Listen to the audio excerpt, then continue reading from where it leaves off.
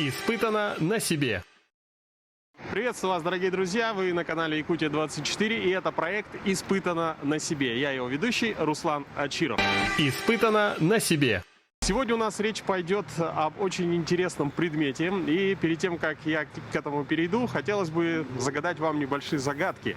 Во-первых, этот предмет был изобретен в 1817 году в Германии. Во-вторых, в Китае на один автомобиль приходится 250 этих предметов. Думаю, что вы догадались, что речь сегодня, несмотря на 50-градусный мороз, пойдет о велосипедах.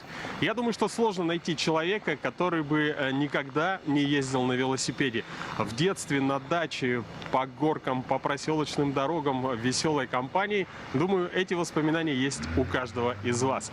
Но я напомню, что мы находимся в топ-10 самых холодных городов мира в городе Якутске. И сегодня мы поговорим с теми ребятами, которые, несмотря на такие суровые условия, катаются на велосипедах круглый год. Испытано на себе. Для чистоты эксперимента во время интервью мы сейчас вот достанем градусник, термометр из автомобиля. На нем в данный момент 12 градусов. Да, в моей машине не так тепло. И в конце нашего разговора на улице посмотрим, сколько реально градусов сейчас в городе Якутске. Итак, друзья, за моей спиной сейчас находится самая, можно сказать, по словам ребят, малая часть тех велосипедистов, которые передвигаются по городу. Мы связались с группой в WhatsApp, и вот ребята, кто сегодня смог подъехать, они это сделали. Но, тем не менее, говорят, что даже они не знают всех веллеров, которые катаются в экстремально низкие температуры в городе Якутске. Ребята, привет! Как можно подготовиться к катанию на велосипеде зимой? Самое главное подготовиться морально. Морально это самое главное, да? Хорошо, а дальше, вот вы морально подготовились. Далее, следующий шаг какой? Надо подготовить велосипед, чтобы там были зимние покрышки, смазку вселетнюю убрать, получается. Ну и, как вот ей сказала, самого подготовить, да, психологически. Но еще важно, чтобы одежда была, да, термобелье там, получается, и защитные наколенники, там, налокотники, у кого проблемы с суставами, это обязательно. И вообще вот, как бы это не то, что как бы, да, так просто вышел покататься, к этому надо готовиться. Ну, как бы люди идут к этому со временем, сперва летом катают, потом, если им не хватает, они начинают и зимой кататься, потому что велосипед, он как притягивает постоянно и требует движения. Поэтому здесь все люди, которые собрались, они увлечены одним делом, и поэтому им легче, как бы говоря, на велосипеде, чем передвигаться на транспорте, на автобусе. Вот, они чувствуют себя свободными, когда на велосипеде. Вот, и это самое главное, это очень здорово. Ребят, ну вот сразу из вашей компании выделяется Ия, да, больше всех, потому что она девушка. И Ия, скажи, как ты решила, ну, что ты вот хочешь кататься зимой? Ну, это случилось неожиданно. В первый год, когда я каталась на своем велосипеде, я участвовала в соревнованиях. Зимние первые соревнования мои были 1 октября или 1 ноября, не помню. И я выиграла там комплект шипованных покрышек. И уже после этого, ну куда деваться, пришлось срочно обдумывать вопрос, как продолжить сезон. И с ребятами пообщалась, посоветовалась, маску поменяла. И так вот первый сезон откатала. А потом уже действительно, как Илья сказал, если летом катаешь все время, потом уже, не знаю, от общественного транспорта отвыкаешь совершенно. То есть сейчас, допустим, ехать в переполненном автобусе, это как-то совсем некомфортно. Поэтому, да. Поэтому мы больше на велосипедах стараемся, если есть возможность. Ну, если говорить о дистанцировании, да, социальная изоляция, то велосипед как нельзя лучше, скорее всего, подходит, да? Ну, вообще велик, он поднимает иммунную систему. Велосипед, он дает заряд бодрости, и всегда ты просто в хорошем настроении, в позитивном. И всегда у тебя хорошие, как бы говоря, друзья такие, как у меня. И всегда тебе везде хорошо. Ну, и на работе, ну, и в личной семейной жизни. А вообще велик это как культура, это как жизнь, это как общее объединяющее наше начало. Вообще это как уже, по сути, стало менталитетом культуры северного человека в городе здесь. Потому что раньше, если веллеров было зимних мало, то сейчас каждым годом больше. И люди просто понимают, что уже велосипед это уже не просто, да, там, как диковинка, там, как видели, там, о, зимой едет, там, все уже. как бы один такой. Ну, у нас уже все больше становится, и это на самом деле очень здорово. Это у меня третья зима, получается. Зимой тут особо не покатаешься, это как бы на работы, на тренировки, ну, по делам как бы ездить. А сколько зим ты уже откатал? Ну а так, второй или третий, кажется, я не помню. А так летом постоянно езжу, все время как транспорт, на работу, домой. И сколько зим ты уже, когда тебе подарили шипованные покрышки, сколько зим В назад? 2015 году. В 2015, то есть уже... С тех пор, да. С тех пор, каждую зиму, каждое лето. И по практичности, то есть это на работу или для себя? Ну, зимой особо для себя, когда холодно сильно, не очень возникает желание далеко кататься, ну и возможностей нету тоже.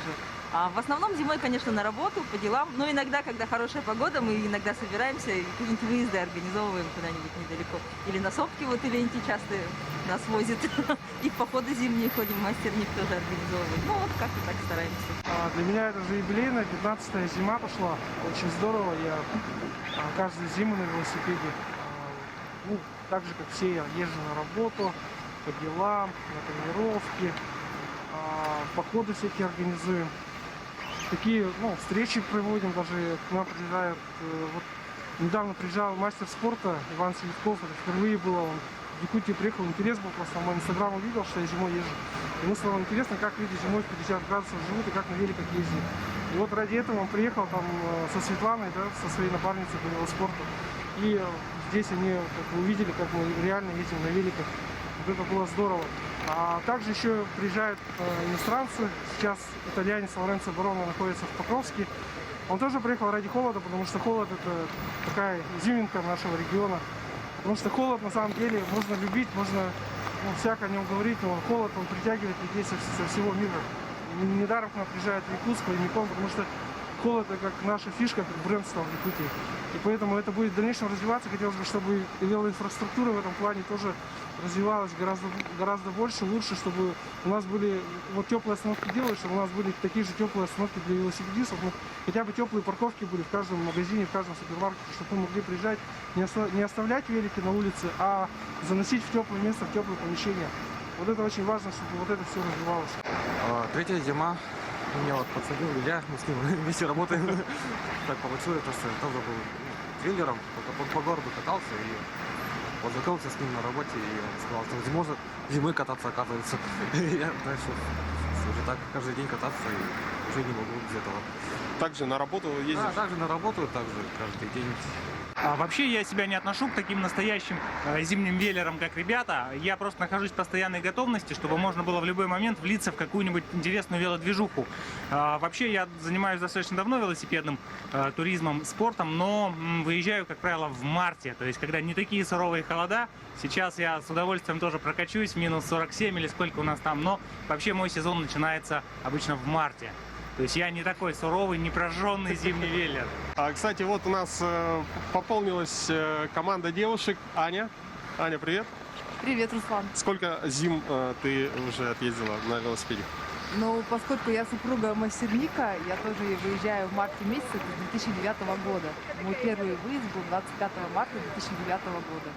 Вот с того времени я выкатываюсь в марте месяце.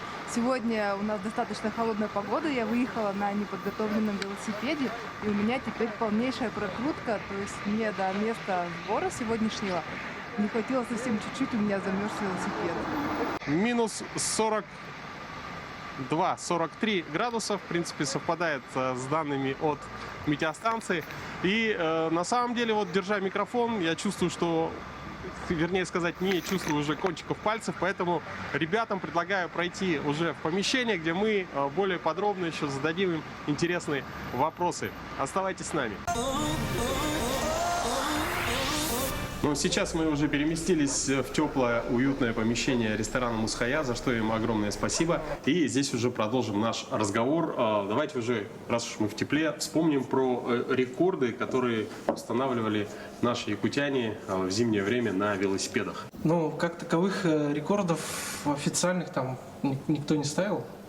То есть нигде это не было зафиксировано. Но единственное, есть дневники на вело-ЕКТ. Там есть отчеты о зимних походах.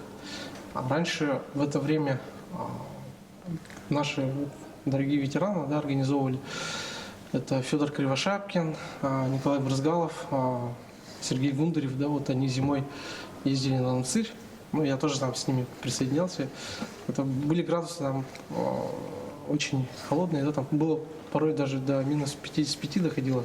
Потому что мы градусник крепили на вилку Федора и отслеживали температуру. Ребят, тут есть трудности зимнего катания на велосипеде в городе Якутске? В первую очередь, это, наверное, погодные условия, потому что иногда, выглядывая в окно и видя плотный туман, задаешься вопросом, а безопасной ли будет эта поездка. Потому что, ну, все равно, в любом случае, так или иначе, автомобильное движение, дорожное движение, и все равно каждый раз оцениваешь и пытаешься выяснить, продумываешь маршрут, как бы мне поехать, чтобы было попроще, побезопаснее и так далее. То есть, если видимость плохая, велосипедист просто даже обязательно обозначить себя на дороге. Ну и для этого, конечно, используются габаритные огни, всевозможные светоотражающие элементы и яркая одежда. В частности, тоже один из элементов. Это как бы обязательно. То есть в темное время суток мы уже стараемся без фонарей, переднего, заднего, стараемся уже не выезжать. Это уже должно быть как само собой разумеющееся. Ну и летом мы ездим в шлемах. Зимой, конечно, проблематично, потому что все-таки мы стараемся капюшонами защититься. Ну, да? зимой и безопаснее, ты в пуховике, да? То есть... Да, и капюшон, и шапка мягкая, да, и так далее. Да, Наколенники. Да, действительно так. Но если говорить действительно о зимнем катании, о том, как нужно готовиться и так далее, то нужно иметь в виду, что когда мы просто прогуливаемся по городу и когда мы едем на велосипеде, это немножко разная активность совершенно, да? И когда мы едем на велосипеде, у нас в первую очередь замерзают руки, в первую очередь замерзают ступни. И самое главное, как уже Елентий говорил, это суставы. То есть нужно беречь свои колени. То есть если вы в первый раз, допустим, решили отправиться на зимнюю прогулку, более-менее продолжительную, да, то в первую очередь нужно позаботиться об этих частях тела. Да, то есть дополнительное утепление какое-то сделать. Ну и, естественно, лицо мы закрываем всеми возможными способами, да, шарфики, бафы и так далее. Кто-то ездит в защитных очках, кому так проще и удобнее. Ну и еще раз повторюсь, действительно, на первых порах надо продумывать свои маршруты так, чтобы, допустим, не выезжать на проезжую часть, если плохая видимость, предположим, да, выбирать те участки, где более-менее хороший тротуар. В условиях нашего города сказать, что просто вот я здесь иногда в некоторых случаях нужно некоторые улицы объезжать, да, то есть там, где узкие проезды, например, у нас такая ситуация есть, что у нас может быть столб на тротуаре стоять, да, или остановка стоит, и проехать там буквально, нужно аккуратно проезжать, то есть не просто проехать, а не так много места остается для маневра, поэтому всегда нужно быть осторожным. А если мы двигаемся по тротуару, то проблема, конечно же, и пешеходов надо как-то объезжать, да. Снег плохо убирает. Да, и снег у нас не убирать, да, кстати. С началом зимы у нас проблема, даже если хорошая видимость, да, и если вы подготовлены, по автомобильным дорогам передвигаться чрезвычайно сложно. Испытано на себе. Потому что у нас обочины не убираются, и ширина проезжей части естественным образом сужается. Ну, а сама обочина уже там как горка, да? Она уже как горка, полностью присыпана, по ней уже не Узкая ездить. тропинка. Ну да, и в тропинку превращается у нас. И тротуары у нас еще тоже, проблем у нас много, да, зимой у нас и тротуары такие, что там даже пешком разойтись бывает сложновато, да, то есть вы идете по тротуару, натоптанная тропинка, навстречу пешеход, вы пешком друг друга пропускаете, да, а когда ты едешь на велосипеде, там и ширина руля и так далее, то есть с пешеходами надо каким-то образом договариваться. Кто-то пропускает, либо пешеход пропускает, либо ты пешеходов Ну, пропускаешь. пока пешеход хлопает. И смотрит большими глазами на чудо из тумана. Да, действительно, конечно. Пешеходы у нас тоже хорошие, встречаются люди. Ну, разные бывают, конечно, ситуации. Иногда едешь, и люди тебя завидя, видят, что ты едешь, что дорожка узкая, заранее отходят в сторону, то есть выбирают место, где они могут в сторону отойти, спокойно тебя пропускают. А в некоторых случаях, приходится самому в снег вступать, да, чтобы было комфортно пройти людям. Ну, там пожилые люди, допустим, или дети. Ну, а относительно сложностей вообще, не связанных с городом, да, это действительно подготовка, техническая подготовка велосипеда. Зимой, как мы постоянно друг друга спрашиваем, как накат, да, то есть это уже зависит, конечно, от технической подготовки, вот от смены смазки, от покрышек, которые используются, да, от технического состояния велосипеда. За этим столом находятся в основном зимние велосипедисты, но среди них есть те, кто чуть поменьше катается, а есть один человек, который перестал кататься в экстремально низкие температуры. Это Евгений. Сейчас мы узнаем, почему. Женя, расскажи свою историю. В один раз, когда я ехал не помню откуда. Ну, то есть домой возвращался, у меня резко заболел зуб. То есть он начал прям сильно ныть. Доехал до дома, сразу же, ну, рассказал жене, жена посмотрела, говорит, надо к стоматологу. Мы поехали на такси к стоматологу, и он мне сказал то, что у меня треснул один зуб. То есть прям треснул? Да. И, ну, на вопрос, почему, у меня, в принципе, зубы как бы нормальные были, и из-за чего, как бы, почему причина, стоматолог назвал то, что это, как это правильно назвать? Перепад температуры, то есть. Я пил чай на холоде, получается, и еще, ну, с термоса. И при этом тепло, холод, то есть дышал, и, возможно, из-за этого какой-то там зуб, получается, крайний, он треснул, ну, и развалился потом удачно. На Западе, да, допустим, там в Москве, в Питере легко разрешают заносить велосипеды в метро, допустим, в супермаркеты, в гипермаркеты. И даже организуют велостоянки, да, где можно прицепиться, да, допустим, в теплом месте и оставить велосипед. У нас же проблема в Якутске – это отсутствие такой инфраструктуры. То есть нам запрещают, допустим, мы заходим в супермаркет, нам обычно говорят, выносите велосипед, убирайте. Также приезжаем на работу, тоже сталкиваемся постоянно с таким негативом, говорят, вот с велосипедом нельзя заходить.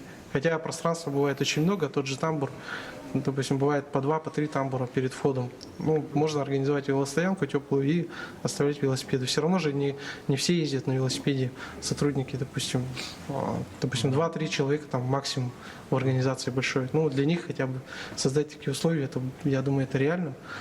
Так, уже не есть история про отношения родственников, да, к катанию? Допустим, жена, например, на машине ездит, а муж, там, не знаю, чуть ли в костюме на работу, на велике. И тут уже возникает вопрос, типа, ой, почему у тебя муж на велосипеде и так далее. Ну, некоторые люди воспринимают это как ребячество. Но на самом деле это же не так. То есть мне же нравится, например, на велосипеде ездить, почему бы и нет. Вот. И большинство, некоторые люди, вот, повзрослев, почему-то перестают кататься. Хотя я, например, бы ездил и в 45, и в 50 лет, например. Ничего страшного как бы в этом не вижу. Вообще самый лучший способ избежать проблемы негатива со стороны жены или мужа в данном случае — это ездить вместе. То есть нет ничего проще, такой лайфхак. Просто если у тебя жена или муж подсажены на велотуризм, на велосипедизм, то очень просто ездить вдвоем. С Анной мы ездим в основном только вместе, ну не вдвоем, а в больших компаниях, но стараемся всегда ездить вместе. Поэтому такой проблемы, что куда ты поехала, как же я, когда вернешься и так далее, не существует. Поэтому, ребята, рекомендую, призываю к тому, чтобы ваши вторые половинки тоже вливались в это интереснейшее дело. И поверьте, когда вы будете ездить вдвоем, с женой, с подругой, с мужем, с приятелем, с парнем, это будет гораздо интереснее, гораздо веселее и не будет каких-то взаимных обид. То есть самый простой способ решить эту проблему — это просто ездить парами. Это гораздо интереснее, поверьте. Пока Евгений не отдал микрофон, у меня вопрос. Кто кого подсадил на велосипед в вашей семье? Ну, если хронологически по дате, то, конечно, сперва начал ездить я, и потом через несколько лет я подарил Анне велосипед, и она так плотненько на него подсела, что я пытался ее скинуть различными сложными походами. Это был Алтай несколько раз, это был Магадан, ну, летом, естественно, да, говорю сразу. Но вот она как бы продолжала ездить, и теперь все самые сложные походы она со мной, и я даже не знаю, что еще придумать, чтобы она просто перестала ездить. Это, по-моему, невозможно. Так что это говорит о том, что человек, если один раз подсел на велотуризм, это очень надолго и всерьез. Евгений очень противоречив, да, только что говорил, что нужно привлекать близких людей, жен, подруг, мужей, да. Сейчас оказывается, что пытается все время Аню, соответственно, заставить остаться дома, да? Ну, я шучу, наверное, конечно. Смешные случаи. Есть у кого-то смешные случаи, интересные случаи, связанные с зимним катанием? Ты попал в паблик? Ну, что-то вот, да, в СХД написали, да, здесь то, что как безумный велосипедист, минус 50, едет по реке, да. Ну, вот, наверное, да. Ну, там действительно, да, там не смешной случай был, да. Грустный. Немножко, да, ну, есть в этом, да, что-то. Ну, дело в том, что вот эти вот Google маски, да, которые, да, они все потеют, да, то есть замерзают там через какой-то период, там полчаса, 40 минут, какой-то час. Google маски это что? Ну, это ски-маски, то есть для сноубордистов, то есть вот. И вот, поэтому я вот эти маски не использую, да, но я еду, по сути, как бы с открытым лицом, да, но у меня такая балаклава. И когда ты едешь, у тебя испарения идут, и В связи с тем, что вот у меня ресницы большие, да. Я ехал, дышал, да. Я ехал, дышал, и у меня здесь начало вот образовываться снег, потом лед. И в какой-то период я еду, смотрю на дорогу, потом просто глаза закрыл и не могу открыть. У меня все налипло здесь льдом, и я просто дороги не видел, да. Ну, пытался открыть глаза, но они как налипли, все как клей, да. То есть ты медленно моргнул? Да, медленно моргнул, не мог раскрыть глаза. И пришлось остановиться, потом вот это все дело там отмораживать, потом часть ресниц оторвал. В общем, ну, как-то это было смешно, если со стороны смотреть, но мне было тогда, ну, наверное, да, смешно. Вот такой вот вчера момент был.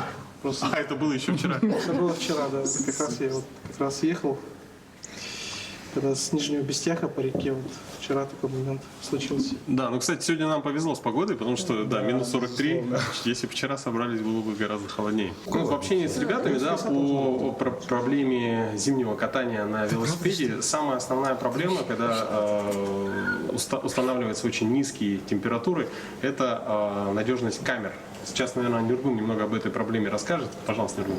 Ну, велосипед — это такое изделие, да, которое почти полностью состоит из резиновых втулок, там, начиная вот с кареток, да, где подшипниковые узлы, заканчивая именно вот камерами, подшипниками, покрышками. Вот, как правило, летние покрышки замерзают, трескаются, лопаются, вообще пополам ломаются вот так вот, да. И со стороны камер то же самое происходит. То есть, если даже купить дешевые бутиловые там, или там каучуковые камеры, да, они вот минус 20 уже начинают стекловаться. Стекловаться — это получается, они становятся как стекло. Так вот делаешь, и они вот так пополам лопаются. Вот. И из-за этого велосипедисты осложняют свою жизнь, можно сказать так, да, то, что нету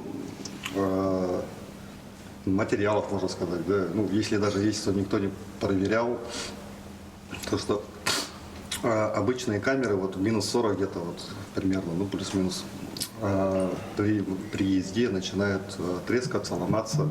Ездим мы достаточно давно, интернет у нас есть тоже достаточно давно, доставка почты тоже хорошо работает, и мы время от времени заказываем всякие разные камеры, ну для тестов получается. То есть с Хазмаркета покупали камеры, с Прогресса сначала покупали камеры, а потом уже дошло до того, что мы сейчас заказываем камеры с Англии, там, с Германии, там, с каких-нибудь там вообще других стран. Там, с Алиэкспресса можно заказывать. Там. Пробовал латексные камеры, ломаются тоже в минус 40.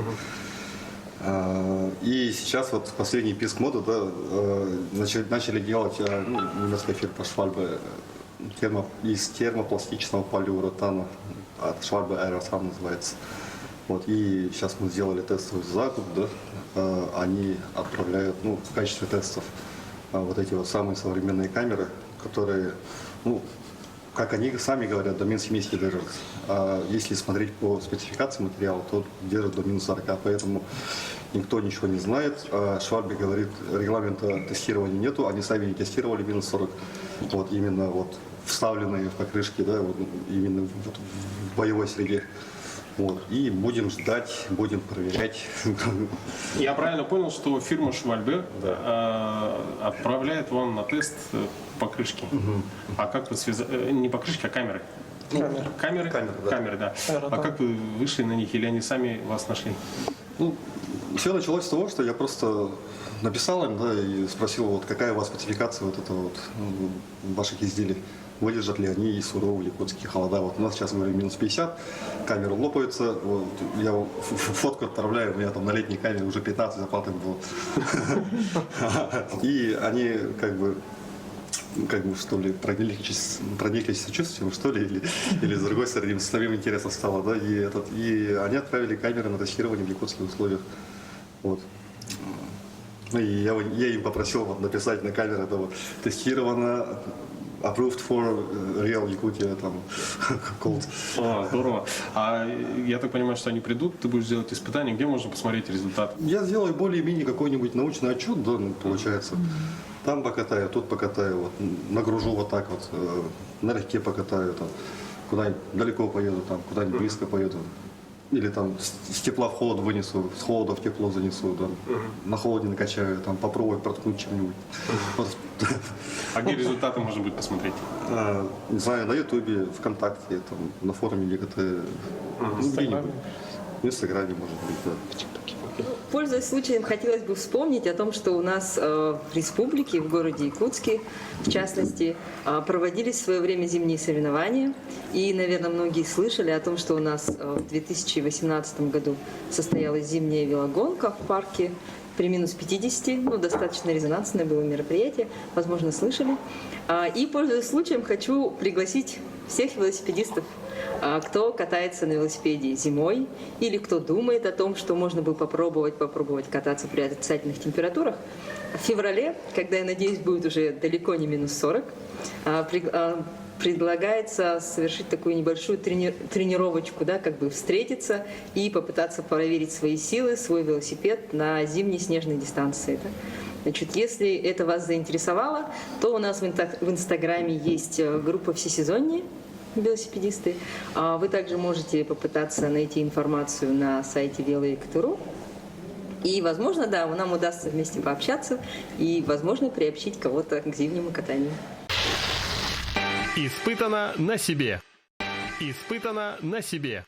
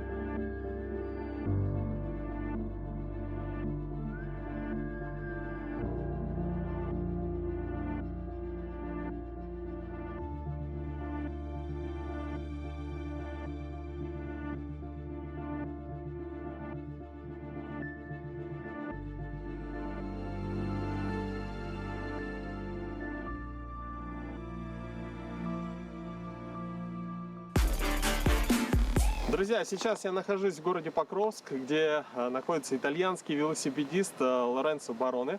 Сейчас мы с ним познакомимся и узнаем поподробнее о его путешествиях, в том числе зимних на велосипеде. Hello. Hello.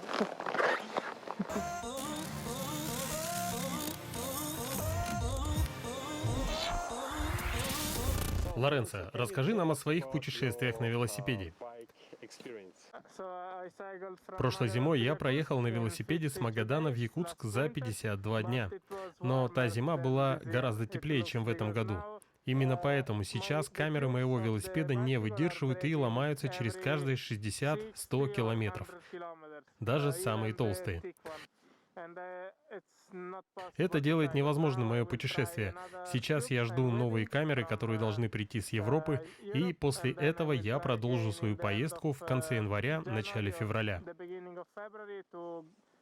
Планирую ехать в Анабар, до поселка Юрюнхая. Буду стартовать из Покровска. Зимняя езда на велосипеде прекрасна. Я очень люблю путешествовать в мороз.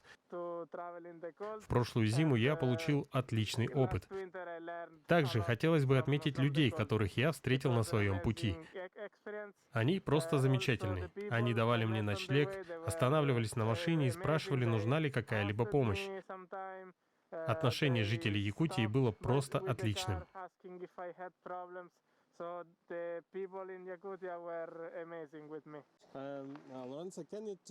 Лоренцо, расскажи, пожалуйста, о технической подготовке велосипеда к зиме. Для того, чтобы путешествовать в экстремально низкие температуры, минус 40-50 градусов, я полностью заменил смазку во всех узлах велосипеда.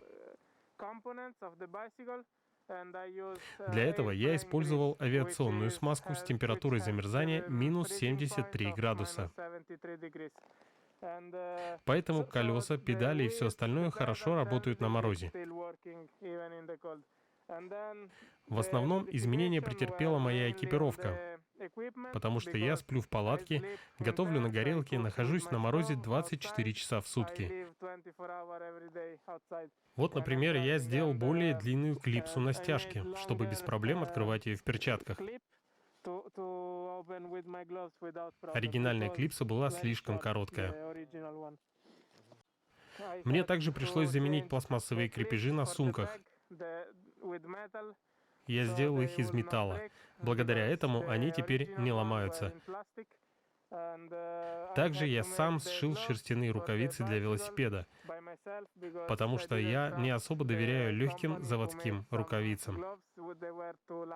Эти рукавицы очень теплые, и даже в минус 50 я могу передвигаться на велосипеде без каких-либо проблем с руками.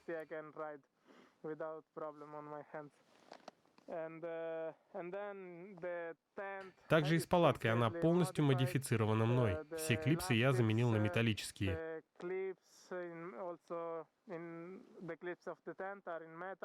Вообще, все должно быть по возможности металлическим, чтобы выдержать морозы и не сломаться. Что касается самого велосипеда, эта модель называется Surly Long Haul Trekker. Он разработан специально для длительных поездок, и именно на этом велосипеде я уже проехал 48 тысяч километров до того, как приехать в Якутию. Я в нем полностью уверен, потому что рама у велосипеда стальная, крепкая, и если даже я ее сломаю по дороге, то смогу починить с помощью обычной сварки. То есть я могу ее отремонтировать в любой точке мира. Конечно, она не легкая, она не для велогонок, и в ней отсутствуют какие-либо высокотехнологические примочки. Но самое главное, она надежна и проста. Первым моим велосипедом для длительных путешествий был велосипед моей мамы. На нем я проехал 16 тысяч километров, но он был просто ужасен. Он был очень старый, у меня не было переключателей скоростей и приходилось переключать скорость руками перед подъемами и спусками, а сзади была прицеплена тележка.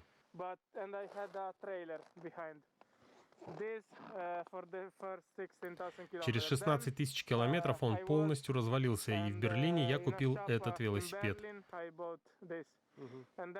Это мой основной велосипед, но также была одна поездка на другом велосипеде. На фэтбайке я путешествовал в пустыне Сахара.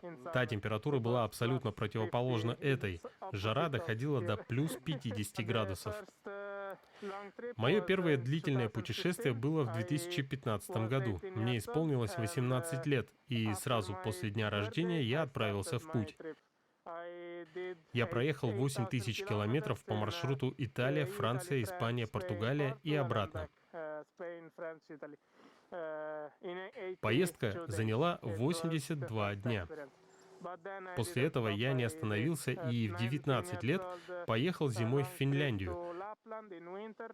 Поездка заняла 8 месяцев. Я посетил 23 страны и проехал 15 600 километров. После этого я полюбил зимние путешествия, потому что в Финляндии было от 10 до 30 градусов ниже нуля, и не было солнца. Солнце появлялось только на 2 часа в день. Была полярная ночь, мне было 19 лет, и я получил огромный опыт в той поездке. Из 8 месяцев поездки 3 месяца были зимними. Я узнал достаточно для того, чтобы затем отправиться в зимнее путешествие на Памир, Кыргызстан и Таджикистан. Это было в 2018 году. В той поездке я получил еще больше опыта и решил отправиться в поездку по маршруту Магадан-Якутск. Лоренцо, я вижу у тебя интересный термос. Можешь о нем рассказать? Этот термос я сам модифицировал. Он недорогой, но я сделал дополнительную теплоизоляцию.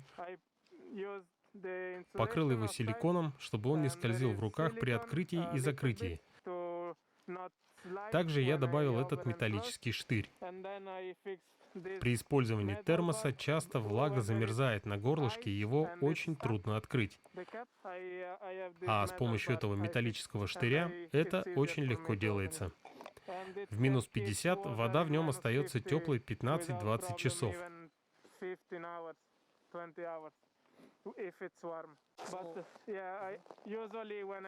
В путешествиях я вечером растапливаю снег, нагреваю, но не кипячу. Затем наливаю теплую воду в термос. За ночь пью воду 1-2 раза. Утром растапливаю еще, наполняю термос до краев, и мне хватает одного термоса до вечера. Очень хороший получился термос, я не ожидал такого результата. Лоренцо, а как ты прогреваешь палатку?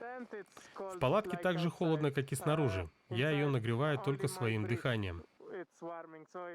Но мне тепло внутри благодаря моему спальнику, тот, который находится в оранжевой сумке. Где-то в течение часа, пока я нагреваю спальник, в нем не очень комфортно. Но по прошествии этого времени в нем становится даже жарко, и тогда я уже снимаю жилет. При движении на велосипеде я одет только в эту куртку. А когда останавливаюсь, надеваю этот жилет под низ. Верхняя куртка внутри вся во льду, потому что когда я двигаюсь и потею, она намокает. Также я не могу спать в спальнике, в верхней куртке, потому что она растает, и тогда спальник намокнет. Я ее использую как подушку ночью, потому что она словно картонная. Я ее складываю как подушку и засыпаю. А в спальнике надеваю только этот жилет. Утром, когда я выхожу из палатки, я все упаковываю. Начинаю движение на велосипеде, и на мне надеты этот жилет, эта куртка, которая вся во льду. Когда я стартую и чувствую, что мне уже тепло и скоро начну потеть, я снимаю внутренний жилет и надеваю обратно куртку. Пока я снимаю жилет, я немного замерзаю, поэтому я должен ехать еще быстрее, чтобы согреться. То есть лучше немного подмерзнуть, чем вспотеть, потому что если вся одежда намокнет, то затем я полностью замерзну.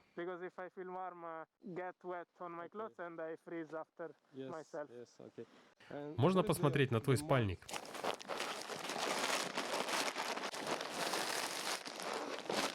Спальник называется Волландре Тор. Он из гусиного пуха и очень дорогой. Сколько он стоит? Я взял его с рук. Новый он стоит 1000 евро. Но так как я брал с рук, взял его за полцены, за 500 евро. Эти покрышки я взял специально для этой поездки, так как шипы на прошлогодних покрышках были уже не в лучшем состоянии. Плюс я хотел камеры размером побольше. А сейчас ты ждешь посылку с камерами? Да, мне отправили посылку, там есть и покрышки, разная мелочь, но больше всего я жду камеры, потому что основная проблема заключается именно в них. Если бы они не ломались от холода, я бы уже стартовал. Кстати, я также немного модифицировал педали. Ты сделал это сам? Да, у меня большие ботинки, поэтому нужны большие педали.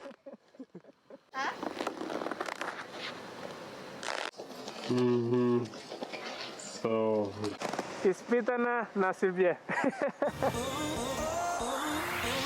Так, ну что, друзья, Евгений так хорошо разрекламировал свой велосипед, а наш проект называется «Испытано на себе», что я не могу отказать себе в удовольствии сделать пару кругов на этом классном велосипеде. Опа!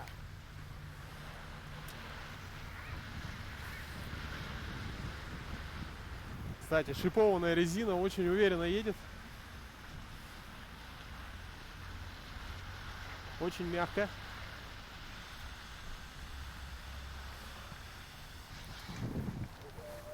Класс, класс. Ну что, друзья, это был выпуск «Испытано на себе» на канале Якутия 24 вместе с ребятами, с зимними велосипедистами из города Якутска. Шлем вам огромный привет!